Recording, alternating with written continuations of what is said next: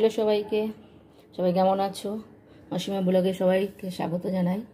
দেখো আজকে আমি চিলি পনির রান্না করছি। এই পনিরটাকে একটু লাল লাল করে ভেজে নিয়েছি।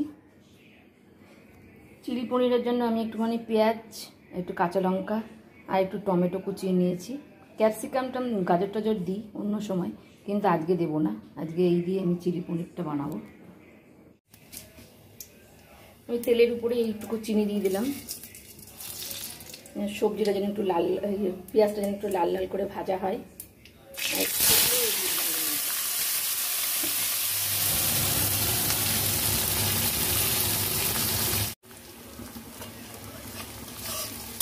এটা একটা লাল লাল করে ভাজা হয়ে গেছে।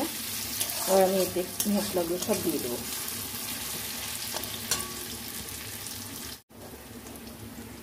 আমি তো দইটা দিয়ে দিচ্ছি।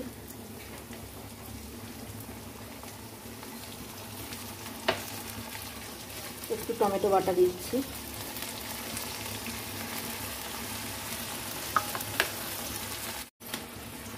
এরপর একটুখানি আমি পেঁয়াজ বাটা দিব, হাফ চামচ। একটু কাঁচা লঙ্কা বাটা দিব, হাফ চামচ। আর একটু রসুন বাটা দিব।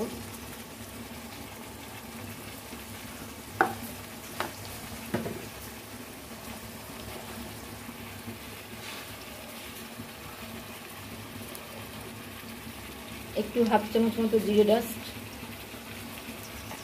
আর একটু কাশ্মীরি লঙ্কা দিব কালারটা আসার জন্য।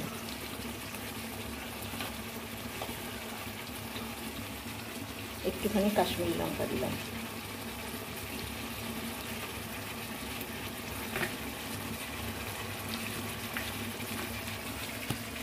একটু টমেটো সসও দিয়ে দেবো।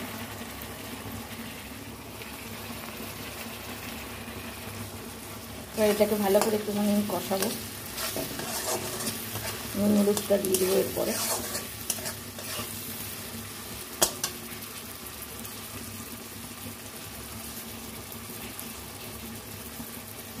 নুন দিয়ে নিলাম,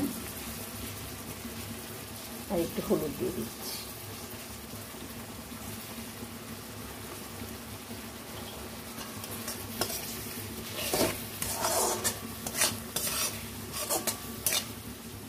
একটু ফুটে গেলে, প্রথমে জল দেবো না, একটু ফুটে গেলে আমি পনিরটা দিয়ে দেবো।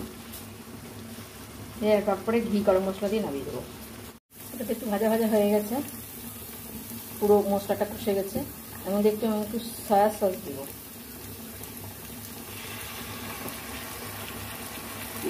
একটু সয়া সস দিয়ে নিলাম।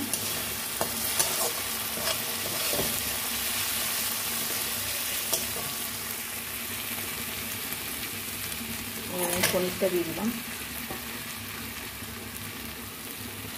আর একটু যেহেতু জল দেবো না, সেই জন্য ছোটো বাটির এক বাটি দুধ দিয়ে দেবো।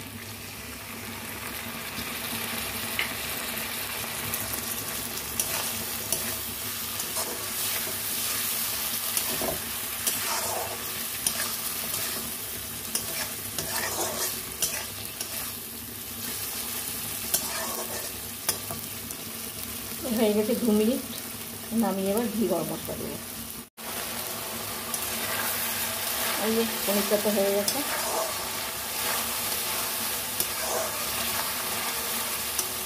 এবার আমি ঘি গরম মশলা দিয়ে দেবো। ওর মধ্যে একটুখানি গরম মশলা দিচ্ছি,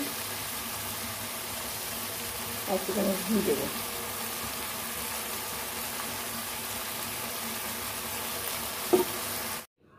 এই যে আমার চিলি পনির রেডি, একটু নামিয়ে ফেলেছি।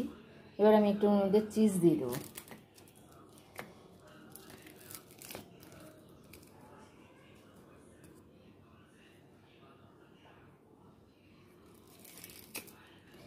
চিজটা আস্তে আস্তে মেল্ট হয়ে যাবে, গরম আছে যেহেতু পনিরটা।